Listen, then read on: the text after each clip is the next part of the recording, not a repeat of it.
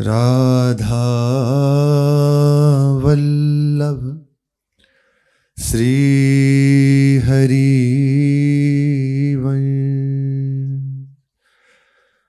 राधा वल्लभ श्री हरि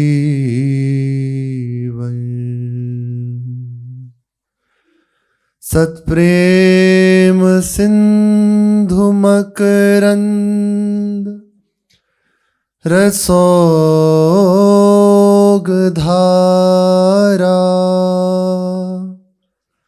सारा नजस्रमभिता श्रवदाश्रितेषु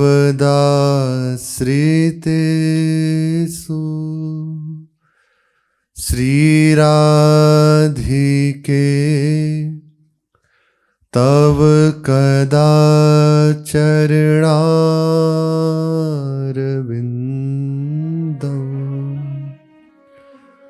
गोविन्द जीवनधनं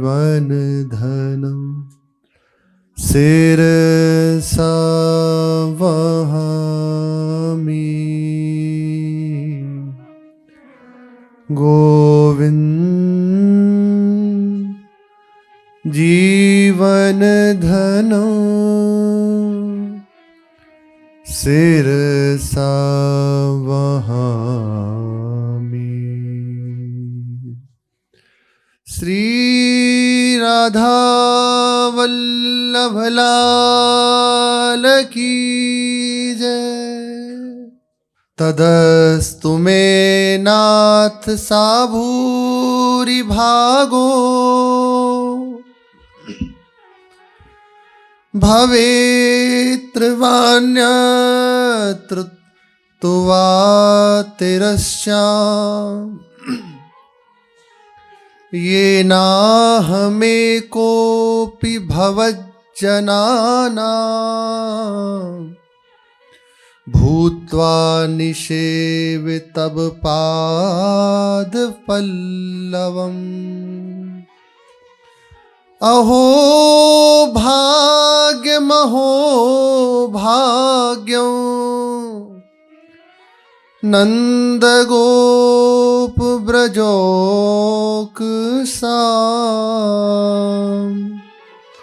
यन्मित्रं परमानन्दं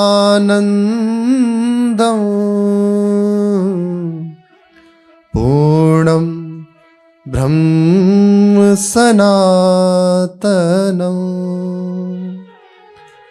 तद्भूरि भाग्यमिह जन्म किमप्यटव्याम्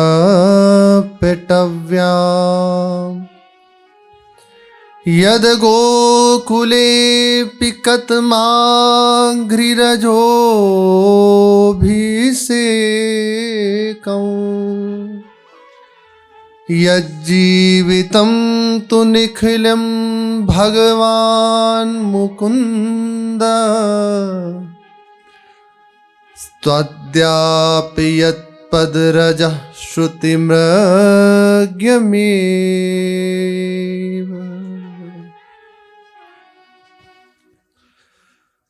प्रभु से विनय करते हुए प्रेमी जन कह रहे हैं, ब्रजवासियों के भाग्य का वर्णन करते हुए, हे प्रभु, ऐसा मेरा सौभाग्य कब होगा, मुझे ऐसा सौभाग्य कब प्राप्त होगा।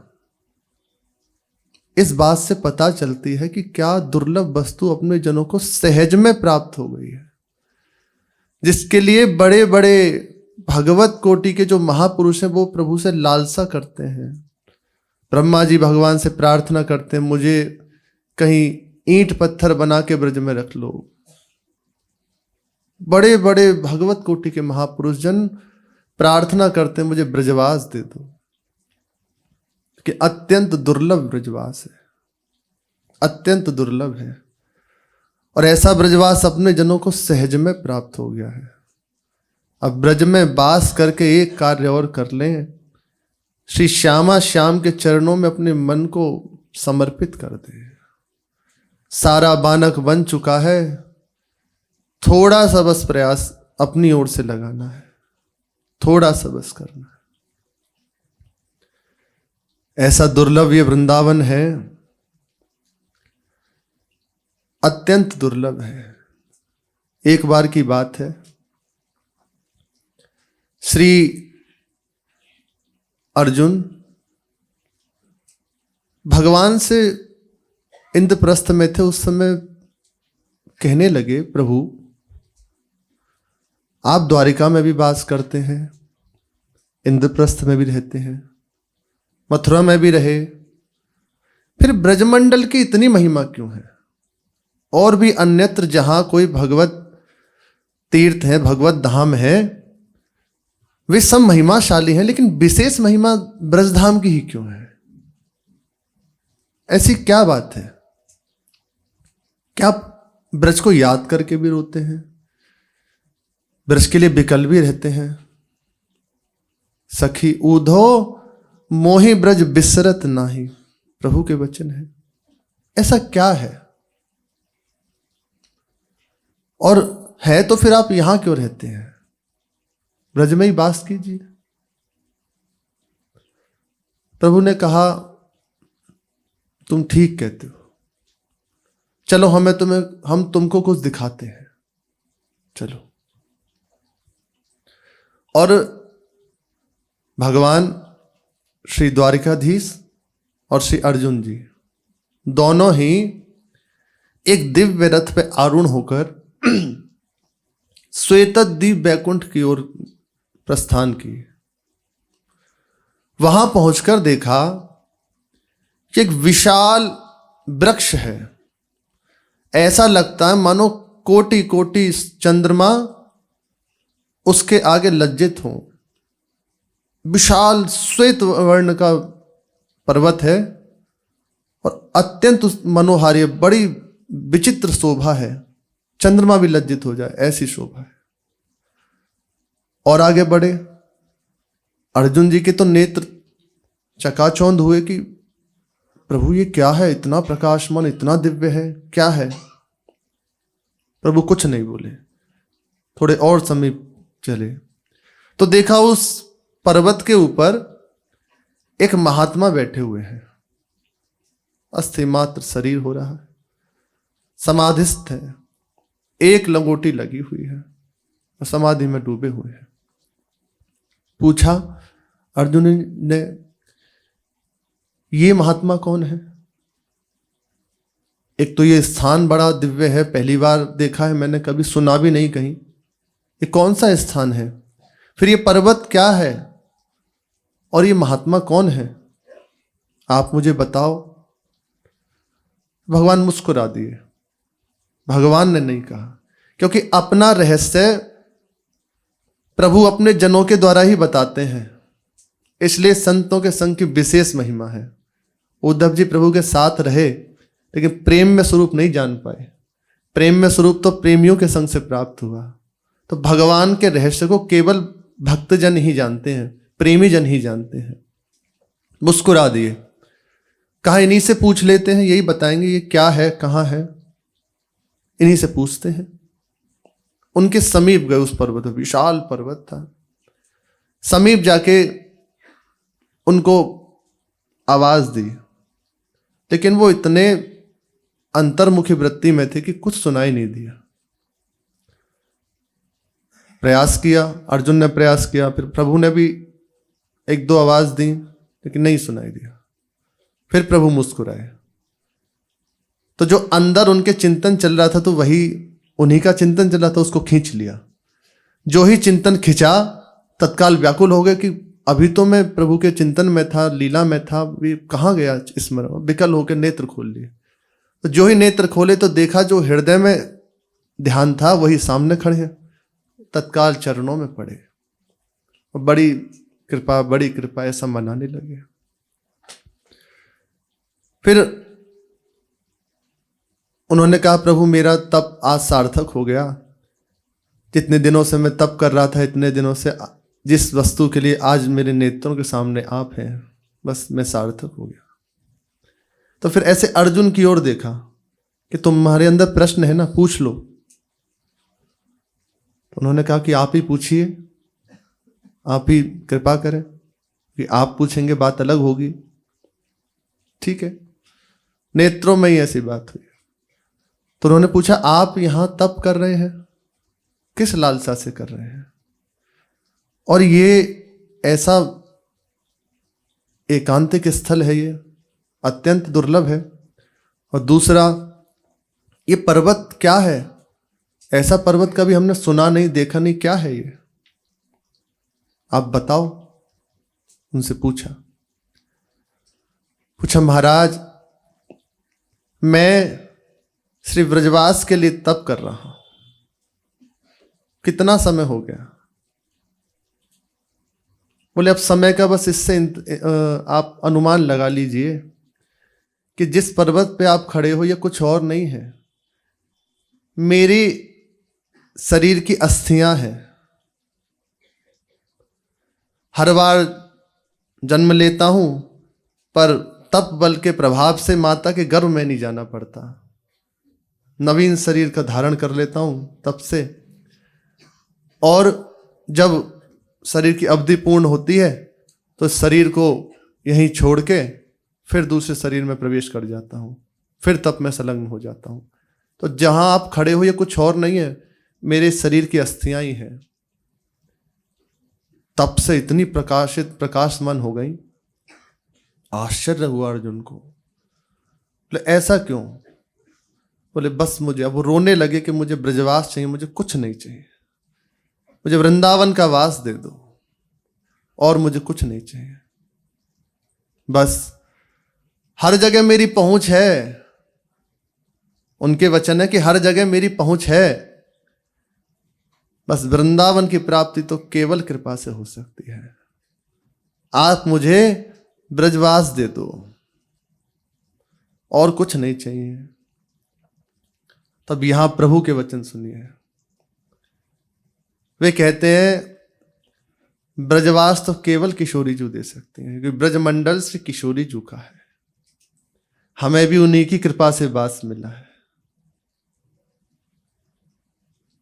धाम के लिए रसिकों ने कहा है कि परमेश्वर हु के बिगड़े सबरे काम, जो जितने भी उनके काम बिगड़े हुए थे ना, वो सब सुधर गए यहां रहने से। ये किशोरी जू की कृपा से ही प्राप्त हो सकता है ब्रजवास, और कोई नहीं। पर हां, इतना मैं जरूर कर सकता हूं, अपना बैकुंठ तो मैं देता हूं। बैकुंठ नहीं चाहिए प्रभु, सामने कह रहे हैं। फिर भी पर प्रभु है, कैसे मना लेते हैं?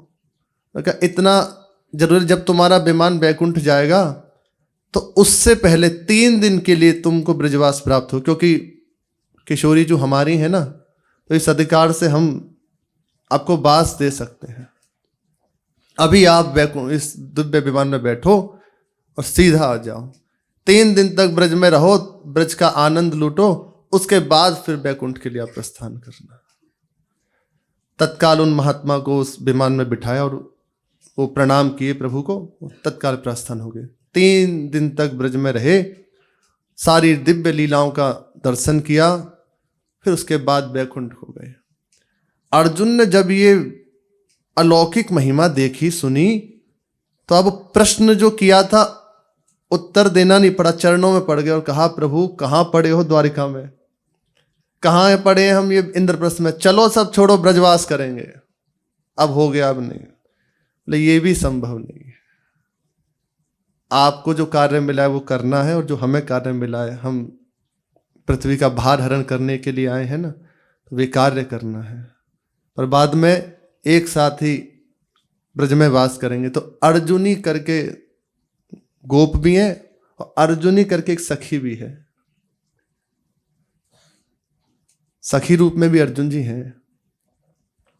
प्रभु की कृपा से, श्री जी की कृपा से यहां वास मिला। अत्यंत दुर्लभ है, अत्यंत दुर्लभ है, और प्रभु तो है ही है। ये जो वृंदावन है, केवल श्री राधिका कृपा बिनु सबके मनन अगम है। मन से भी विचार नहीं कर सकते। मन में आ रही है, श्री जी की कृपा से आ रही है। भाग बढ़ो वृंदावन पायो, इससे बढ़ के कुछ नहीं है।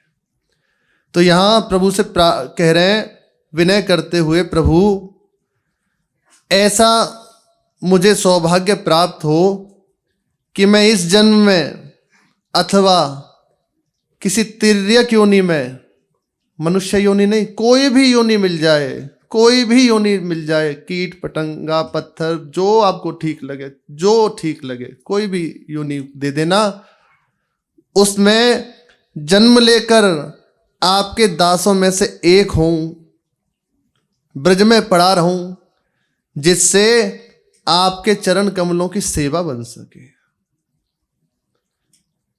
अहो नंदादि ब्रजवासी धन्य है, इनके भाग्य अत्यंत धन्य है, जिनके सुहृद परमानंद स्वरूप सनातन पूर्ण ब्रह्म आप हैं, स्वयं आप इनके प्रीतम हैं। इस धरातल पर ब्रज में और उसमें भी गोकुल में किसी कीड़े मकोड़ों की योनि पाना ही यदि मुझे प्राप्त हो जाए तो मेरा परम सौभाग्य होगा। कीट पतंगा भी बन जाऊं तो मेरा सौभाग्य होगा। ब्रह्माचल पर्वत के रूप में ब्रह्मा जी विराजमान है। नंदालय में अभी भी भगवान नंदकेश्वर महादेव के रूप में विराजमान है, आज भी विराजमान है। विशेष है, कुछ विशेष है। यहाँ कुछ भी मुझे योनि मिल जाए, किसी कीड़े मकोड़े की योनि ही मिल जाए तो ये योनि पाना ही मेरे लिए सार्थक है, सौभाग्य की बात है। जिससे कभी किसी ब्रजवासी के आपकी चरण रज पड़े, ये नहीं कह रहे, किसी ब्रजवासी की चरण रज से मस्तक को अभिषिक्त मैं कर पाऊं, ऐसा सौभाग्य मुझे प्राप्त हो जाए। यत्पद रजा श्रुति मृग्यमेव, किसी ब्रजवासी की चरण रज से मस्तक को अभिषिक्त होने का सौभाग्य मुझे मिल जाए। मुझे किसी भी रूप में भले हो, आप ब्रजवास दे दीजिए। आज भी श्री लक्ष्मी जी तप कर रही हैं ब्रजवास के लिए, बेलवन में आज भी तप कर रही है। वृंदावन अत्यंत दुर्लभ है। वृंदावन रच पायली तो पाई वो कहा रहे हो, श्री श्यामा प्यारी ध्याई ली तो अब ध्याई वो कहा रहे हो। किशोरी जी के चरणों का आश्रय, वृंदावन का वास मिल गया, अब इससे बढ़ के कुछ नहीं है। यहां अखिल लोक चूड़ामणि सर्वेश्वर परात्पर अखिलेश्वर अपने आप को भूले हुए सहज प्रेम की डोरी में बंधे हुए लीला करते हैं, सबको सुख पहुंचाते हैं, सारे भावों को स्वीकार करते हैं, कटु भाव भी स्वीकार करते हैं। ऐसा ही नहीं कि सब प्रेम भाव से ही नहीं, कुछ ऐसे भी थे जो थोड़ा सा तिरछी दृष्टि से भी देखते थे प्रभु को, थोड़ा ऐसे भी रखते थे प्रभु से, लेकिन उनको भी परम गति, उन्हें भी दुलार, उन्हें भी प्रेम, क्योंकि वे भी प्रभु की एक लीला रस का भाग हैं, वो भी पात्र हैं। एक आम्र की सुशीतल छाया में स्फटिक निर्मित वेदी पर श्याम सुंदर पूर्व की ओर मुख करके बैठे हुए हैं और कुछ विचार कर रहे हैं। घुंघराली कुंतल राशि कंधों पर झूल रही है। कुछ क्षण वंशी के छिद्रों को उंगलियों से मृदु मृदु स्पर्श करते हुए सुंदर रागिनी का संचार कर रहे हैं। मधुर, जिसके मधुर संस्पर्श से आम्र शाखा, आम्र पल्लवों से मधु झरने लग रहा है। उस वंशी की धुन से सहज में मधु निर्झरण हो रहा है। पक्षी अपने कलरव को रोककर नीरव हो गए हैं, बिल्कुल शांत हो गया पूरा वातावरण। आंखें बंद किए वंशीनाथ का पीयूष पान कर रहे हैं। अब इसी समय श्री श्याम सुंदर के मन में खिंचाव हुआ, एक नवम लीला का संचार हुआ।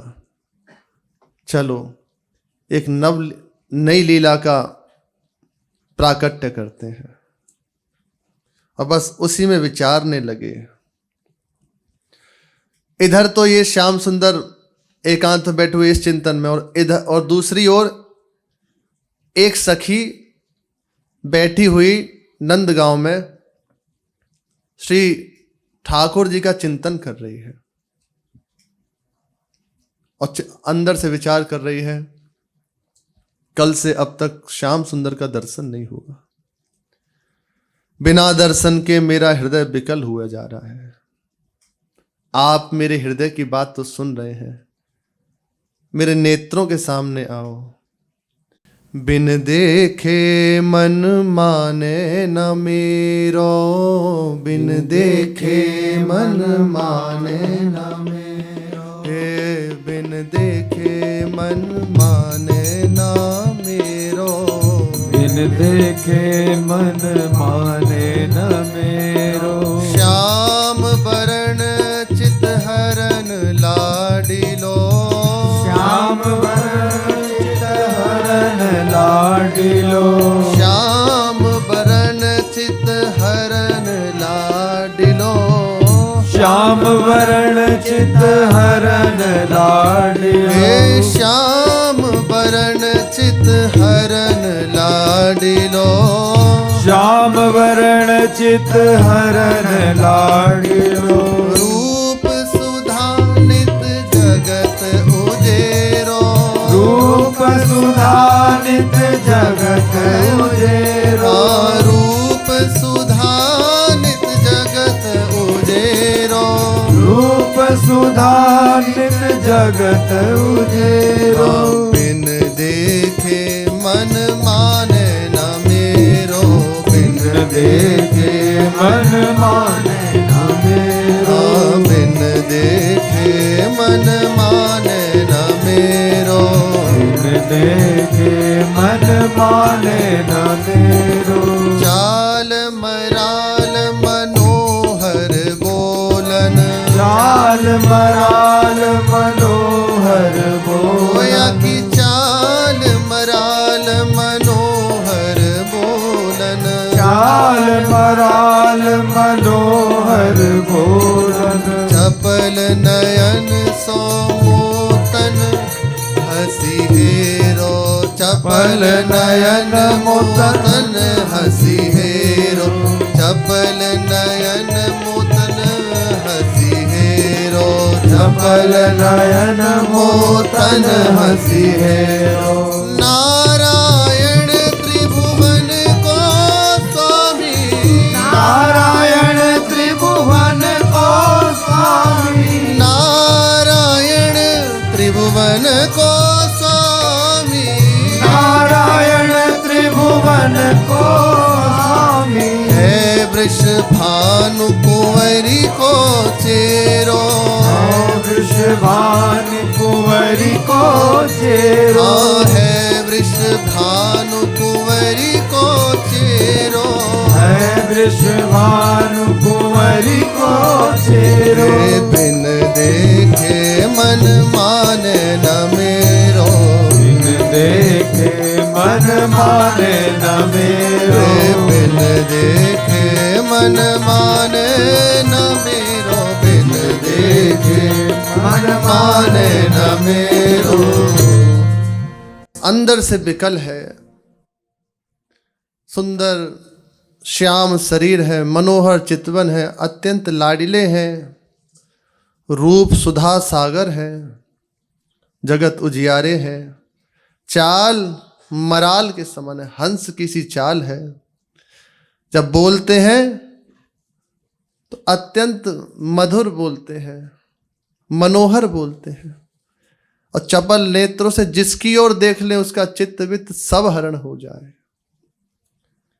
लेकिन ऐसे रूप वाले, ऐसे महिमा वाले है वृषभानु कुंवरी को चेरो, हमारी किशोरी जू के अधीन है। बस अब इनको बिना देखे मेरा मन मान नहीं रहा, क्या करूं। उसी समय एक सखी ऐसा चिंतन कर ही रही थी जिसका नाम था मानवती।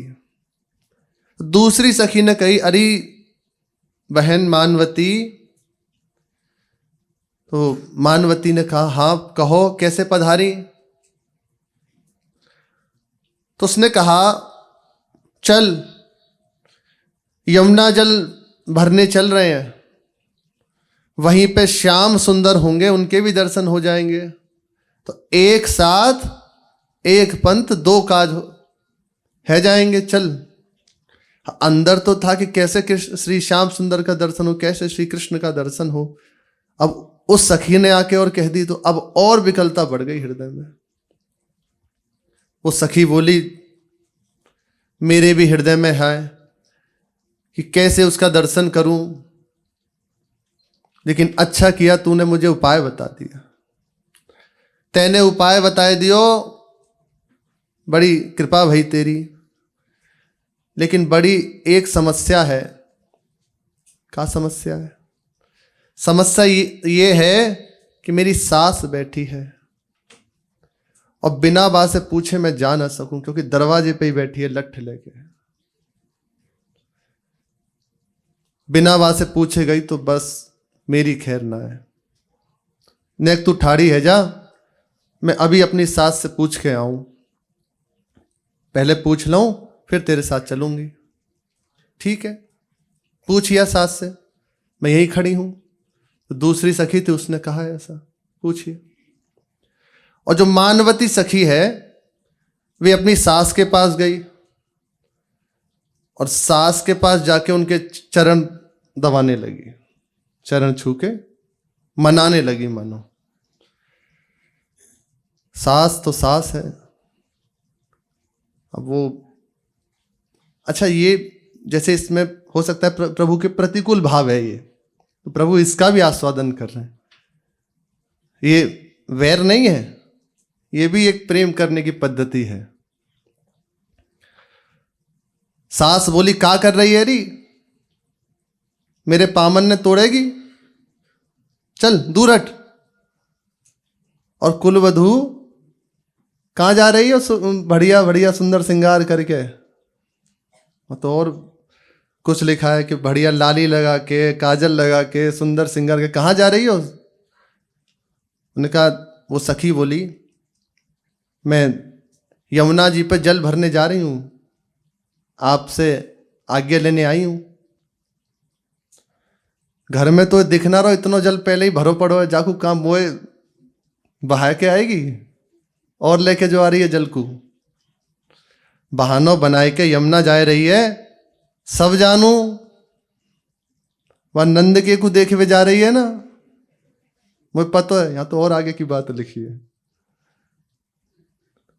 वह खसम को देखे हुए जा रही है, मिले हुए जा रही है, पता है हमें। टांगन ने तोड़ दूंगी अगर घर ते गई। चुपचाप बैठ जा अंदर, चल भीतर। चल दई पानी भरवे, चल भीतर, पानी भरवे जा रही है। पति की सेवा कर तो कछु मेवा मिलेगी, वहां चल दई पानी भरवे। वह नंद के को देखवे जा रही है, हम ते कह रही है पानी भरवे जाए। बहानों बनाना सीखे इनते कोई। मानवती बोली ना, आप गलत समझ रही हैं, मैं तो जमुना जी में पानी भरवे ही जा रही हूं। और मुझे क्या पता कि वो जो श्याम सुंदर है वहीं खड़े होंगे। ऐसा थोड़ी है कि फोन हो, वहां पे फोन कर दिया हो कि तुम वहीं खड़े रही हो, हम आ रही हैं मिलवे। ऐसा ना है, तेरी सब पतो है मुझे, सब बातन ने जानू। मैं ऐसे ही बूढ़ी ना है गई, ये बाल ऐसे ही ना पके मेरे। अच्छा चल दई सज धज के चल, पानी भरवे ऐसे जाए जा में। देख मेरो छोरा कचहरी पे ते आवे, बाकी सेवा ना कर सके, वहां चल दई पानी भरवे। चल बैठ जा भीतर, मैं ले आऊंगी पानी भर के। अब वो जो दूसरी सखी थी वो विचार करने लगी कि अभी तक ना आई, इतनी देर हो गई आज्ञा लेने में। अब यहां दूसरी कहानी, वो मानवती आके बोली सखी तू जा, मेरी सांस ना आने देगी, वो मना कर रही है, तू जा। तो फिर अब तू जा, अब क्या करूं मैं, क्या कहूं। बिना श्याम सुंदर के दर्शन के हृदय में चैन नहीं पड़े, एक क्षण रहो नहीं जाए। लेकिन सास के आगे मेरी एक कैसे चल सके। या बात को तुम श्याम सुंदर से जरूर निवेदित कर दियो, उन्हें बता दियो। पहले तुम उन्हें खूब माखन मिश्री पवा दियो और मेरी जो पीड़ा उन्हें जरूर कह दियो कि वे ही कृपा करके आके दर्शन दे दें। तुम्हारे सौभाग्य हैं, मेरे भाग बड़े मंद हैं, मेरी सास मुझे कहूँ जाने ही नहीं दिए हैं। ऐसी ही गोपीजन थीं जिनको रास में जाने से रोक दिया गया था, लेकिन योगाग्नि में अपने शरीर को भस्म करके जो प्रकट में गई उनसे पहले पहुंच गई श्री कृष्ण के समीप। आता है वर्णन भागवत जी में। सखी तू श्याम सुंदर से जाके कह दियो कि श्याम सुंदर ही यहीं आके मुझे दर्शन दे दें, मेरे ऊपर कृपा कर दें। चित्रा सखी बोली ठीक है, अब मैं जा रही हूं। और वे यमुना जी की ओर चली जाती है। और दूसरी जो इसका पति था मानवती का, उसका नाम था गोवर्धन गोप। इसी के नाम से आगे गोवर्धन पूजा की जाती है, आगे चल के इसी के। वे अपनी मां के पास आता है और कहता है तब ही गोवर्धन गोप वहां आयो, अपनी मात सो बचन सुनायो, आज सुन्यो वो रूप धरेगो। मैया मैया बोली कौन है रे? बोले मैं गोवर्धन हूं। अब मैया की क्या थी, कान से कम सुनाई देता था, नेत्रों से कम दिखाई देता था थोड़ा उसे। तो मैया बोली गोबर, गोबर को जहां का काम? अरे तो एक कम सुनाई दे डोकरी, मैं कह रहा हूं मैं गोवर्धन हूं, मुझे कम सुनाई लाला। अरे मैं गोवर्धन तेरा छोरा, भूल गई? अच्छा मेरा छोरा है। कहां चल दिए सवेरे सवेरे लाड साहब? सवेरे सवेरे कहां मैया? आज मुझे देर रह गई है, आज मैं कचहरी जाने में विलंब है गई और डांट लगेगी, वहीं जा रहे हूं कचहरी। अच्छा, अब मैया ने सुनी, कहां जा रहे हो? कचौरी लेवे? अच्छा कम कचौरी बट रही होगी? हाँ जा बेटा ले आइयो, दो मेरे उले ले आइयो, मैं वो खा लूंगी, बहुत दिन तक कचौरी ना खाई। अरे बट रही है परिक्रमा में, चल तो बैठाई आऊं, खा ले। होता है खींच, अब वो खींच के बोला हाँ परिक्रमा में बट रही है, चल बैठाई आ रहा हूं, तो पाती रही हो कचौरी। परिक्रमा में बट रही है, चल चल मुंह बोले चल। अब वो हाथ पीटा कि कैसे समझाऊं? मैया कचहरी जा रहा हूं, कचहरी। कानन से कम सुनाई दे, आंखन से कम दिखाई दे। इधर कुआ, उरे कुआ, समीप आ तो कान में बता दूं तो सुनाई देगी, सुन लेगी। कितकू आऊं? तो वहां चली जा पल्लंकू, अटल्ला चुंगी चली जा। अरे मैं ये खड़ो, इधर आ जा। ने कान इतकूला तो अपने हाथ से ही उसका मुख पकड़े कान में कहने लगा कचहरी जा रहा हूं, कचहरी, महाराज कंस की कचहरी, आज डांट पड़ेगी मुंह में, बहुत देर रह गई है। अच्छा महाराज कंस ने कचौरी बनवाई है? अरे महाराज कंस ने कचौरी न बनवाई, कचहरी जा रहे हूं। अब के परेशान। अच्छा तू कचहरी जा रहे हो कि हाँ तेने सुन ली, हे भगवान जा तो जा, उठा ले या मुंह उठा ले। हाँ कचहरी जा रहा हूं, सोई तो कहूं मैं, कचौरी कहां से आ गई। अब सुन एक बात बहुत ध्यान से सुन, जो कहवे आयो कचौरी कचौरी कर रही है। अरे हाँ बता। वो नंद को छोरा है ना, जोर ते बोल, सुनाई ना पड़ रही? बोल अब कहीं तो सुनाई पड़ रही, कचौरी की जो बात सुन रही तेने। अरे हाँ वो नंदो को छोरा है ना? हाँ मैंने सुनी है, वो नंदो को छोरा जो कन्हैया है, वह पीछे से घर में आ जाए, सबरो माखन जो रखो है खा जाए, चोरी करके ले जाए, सावधान रहियो। हाँ लाला तू चिंता मत कर, कहीं बैठी हूं मैं और दरवाजे पर लट्ठी लेके बैठी हूं, आवन दे उधारी की कुटांगन ने तोड़ दूंगी सब ऋण की। गारी नहीं है, प्रेम भरा उच्चारण है। आ जान दे। बस मैया सावधान रहियो भाई भीतर ना आ जाए। अरे कैसे आ जाएगो, ये तू देख रहा छोटा राम मेरे हाथ में लगे हैं। तू जा कचौड़ी लेवे, कचौड़ी ना कचेरी जा। अच्छा ठीक है। फिर आके बोला देख मैया वो बहुत छलिया है, बहुत नटखट है, कहू बातन में लगा के तो घर में घुस जाए ऐसे, बस रहियो सावधान। अरे तुम वो बावरी थोड़ी बावरी समझे, तो ऐसे ही मैं बड़ी बुरी है गई, खूब होशियार हूं, पढ़ी लिखी हूं, 14 जमात पढ़ी हूं। हैं जे कौन सी पढ़ाई है तेने, कहाँ पढ़ी आई तू 14 जमात? पर तेरे बाप ने पढ़ाई सब बातन ने तू ही पूछ रहे को। चल जा तो लेट देर रह रही है। हाँ मैया मैं जा रहा हूं। और एक बात तो बता, मेरे बाप ने कब पढ़ाई तू डोकरी? अरे जब तेरा बाप मुझे गोबर धब्बावे की आज्ञा देते ना, वही समय पढ़ ली मैं, कंडा थापे के समय वही समय पढ़ ली। ठीक है मैं जा रहा हूं, तू सावधान रहियो। हाँ तू चिंता मत कर, मैं आज यहीं बैठी हूं दरवाजे पे, जल्दी आइयो। और सुन कचौरी मिल जाए कहूं तो ले आइयो। कैसी जीव तेरी। ठीक है अगर मिलेगी तो ले आऊंगा। हाँ बेटा बुढ़ापे में अब ऐसी चीजन को मन करे ही है, मन करे ही है।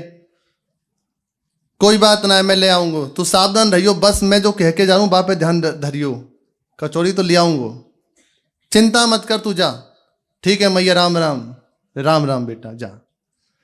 और जो ये तो इधर चर्चा हुई, उधर सखी जो चित्रा थी मानवती से जो मिलके गई, उसने वो श्याम सुंदर से मिली, यमुना जी पे जल भरा, और जो माखन मिश्री थी वो सब सखियों ने मिलकर श्री ठाकुर जी को पवाए। यद जीवितम तो निखिलम भगवान मुकुंदा, केवल जीवन श्री कृष्ण है और ये कोई और थोड़ी है। ये वेद की ऋचाएं हैं, कुछ पूर्व के बहुत हजारों हजारों वर्ष तक, लाखों वर्ष तक जो तपस्या किए हैं वे हैं, ये कोई जन सामान्य नहीं है। पूर्व के जो ऋषि हैं, जब राम अवतार हुआ उसमें प्रभु ने जिनको इशारा किया कि द्वापर में मिलेंगे, वे सब ऋषि जन, परमहंस जन, वे अब गोपी रूप धारण करके यहाँ प्रभु की लीला में सहयोग करें, प्रभु के प्रेम पात्र बने हैं। उस सखी ने श्याम सुंदर की सेवा की और फिर वो मानवती जो सखी थी उसकी बात कही, श्याम सुंदर आप जाके मानवती को दर्शन दे दो, बाकी सास ने मेरे संग हो बाकू भेजो ना है, आप चले जाओ, वे आपके दर्शन के लिए बड़ी विकल है। अच्छा ठीक ठीक है, इतना सुना, उस सखी को उधर से विदा किया और आप स्वयं सीधे चले आए। तापे लटू अधिक बनवारी, एक होती ब्रज नारी। अधिक प्रीति, और प्रभु उससे विशेष प्रेम करते हैं। सारे कष्टों को सहते हुए जो प्रभु से प्रेम करता है उसके लिए अपने आप को न्यौछावर कर देते हैं। और वो ऐसा नहीं कि वो विरक्त हो या अमुक हो, कुछ नहीं, कहीं भी हो सकता है। गोपीजनों ने कहाँ जाके वैराग्य लिया? घर में रहते हुए संपूर्ण चित्त वृत्ति श्री कृष्णमयी हो गई। श्री कृष्ण के अतिरिक्त कुछ और दिखाई नहीं देता, सुनाई नहीं देता, उन्हीं में डूबी हुई है। जो भी कार्य करते हैं उसमें श्री कृष्ण की स्मृति बनी रहती है। तो बड़े बड़े जो परमहंस हैं उन्होंने गोपीजनों की चरण रज को प्रणाम किया है। प्रेम की ध्वजा की जब बात आती है तो गोपियों का स्मरण होता है। समस्त बाधाओं को सहते हुए जो प्रभु के प्रेम में अपने आप को झोंक देता है, प्रभु बिक जाते हैं उसके हाथों। ऐसा विपरीत प्रकट में इसके जीवन में है, अंदर से प्रभु विकल हो गए, और तुरंत वहां से सीधे उसी के घर गए। अब ठाकुर जी आए, आके कहने लगे, मैया। बोले हाँ, गोवर्धनु में। अब श्री कृष्ण आए हैं गोवर्धन का वेश धारण करके। मैया को तो कहीं कम ही दिखाई देता है। अच्छा, तू अब तो कचहरी गयो, कचौरी लेने गयो, इतनी जल्दी कैसे लौटी आयो? मैया तो एक बात बतावे आयो। मैंने सुनो है वो जो नंद को लाला है ना, मेरो ही रूप धर के तेरे यहां आएगो, घर आवेगो, सबरे माखन ने खा जाएगो और लुटा देगो। जा लिए तो सावधान करवे आयो दोबारा के आवन मत दियो और किवाड़ लगा ले, अंदर ना आ पावे। अच्छा, तू बाय आवन मत दियो, दरवाजे पे लठिया लेके बैठी रहे, और आवे तो टांगन ने तोड़ दियो। अपने लिए कह रहे हैं, आ जाए तो टांगन ने तोड़ दियो। ठीक है, मैं तो जाए अटारी सोऊं, सावधान रहियो माय। मैया, मैं अटारी पे जाके सो रहा हूं, मेरा माथो दुख रो है। अच्छा लाला, वे जो नंद को लाला है रूप बदल के आएगो? हाँ मैया। ठीक है, तेने अच्छी बता दी, बहुत पते की बात बताई। तेरो ही भेष बनाए के आएगो नंद को छोड़ा? बताओ, अकुन एक लाज ना आवे? थोड़ी लाज ना आवे? चिंता मत कर, तू जा अटारी पे सो जा। और सुन, बहुरिया बुला लियो, माथो दवाई देगी, तेरे माथे में दर्द है रो है ना। ठीक है। लाला बोले हम तो जा रहे हैं, और मैया तू मत सो जाइयो, सावधान रहियो। इधर तो वे ऊपर जाते हैं और मैया बैठी है एकदम दरवाजे पे कि आ ना जाए वो बस। और जब प्रभु अटारी पे पहुंचे तो उस सखी को ने दर्शन किया, निहाल हो गई। आज मेरा जीवन सफल हो गया तुम्हें देख के। यही तो है, नेत्रों के सामने प्रभु आ जाए, हो गई। बार बार चरणों में गिरती, बार बार बलिहारी हो रही है।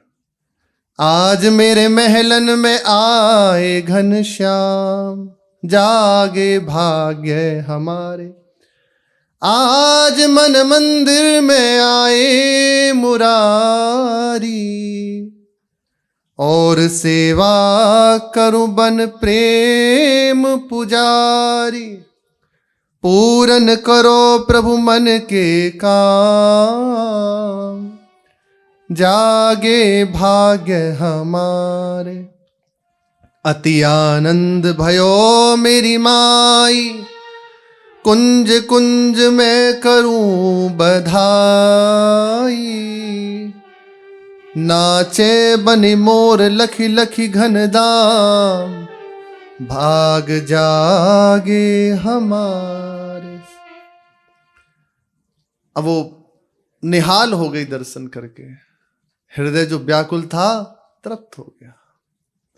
अब पर ये ऐसी तृप्ति है कि जितना तृप्ति हो और प्यास बढ़ जाए, उसको सुख पहुंचा के, दुलार करके, उसके नेत्रों को सफल करके, स्पर्श प्रदान करके कर कमल से, सखी अब मैं घर जा रही हूं। अब जो ऐसी सुनी घर जा रहा हूं तो फिर हृदय विकल हो गया, विरह से युक्त हो गया। माखन तो खा लो, तो अपने कर कमलों से माखन पवाती है। फिर कभी आऊंगा, अब जा रहा हूं, ठीक है, आपकी ही हूं, ये स्मृति में रखना। बिसरियो ना ही बिसारी हो, यही दान मुझे। आपको भूलू ना, और मैं आपका हूं, कभी कभी आप भी याद कर लीजिएगा, और कुछ नहीं चाहिए। ठीक है सखी, मैं जा रहा हूं। इतना कह के ठाकुर जी दूसरे जो खिड़की थी वहां से कूद के चले गए। और इधर मैया बैठी एकदम किवाड़ के पास लठ लेके, तो विचार करने लगी, किवाड़ खोल के भीतर बैठ जाऊं दुबक के तो कैसे रहेगा। आज देखूंगी, पक्का निश्चय कि आन दो बस टांगन ने तोड़ूंगी। पर जाए जेब ना पता कि टांग किन की टूटेंगी, वो अपने छोरा की तोड़ेगी। और जो इधर गोवर्धन गोप गया था उसका समय हो गया, उसके लौटने का समय हुआ। क्या होता है उससे चर्चा की। श्री राधा वल्लभ लाल की जय।